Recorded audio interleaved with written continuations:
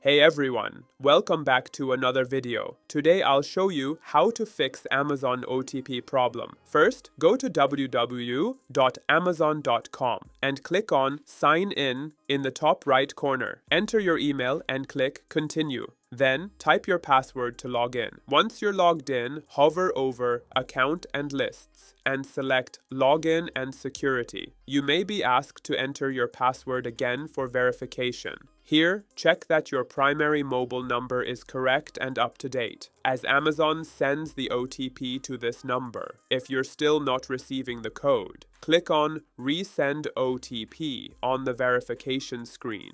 Still not working? Try these quick fixes. Make sure your phone's SMS inbox is not full. Restart your phone to clear any temporary glitches. Check if Amazon's number is blocked by your phone or any third-party apps.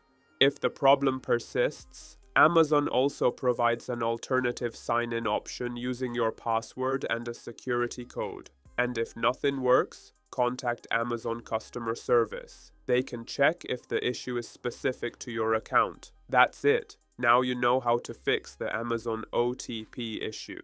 Thanks for watching another video. If you found this helpful, don't forget to like, subscribe, and hit the bell so you never miss a daily drop.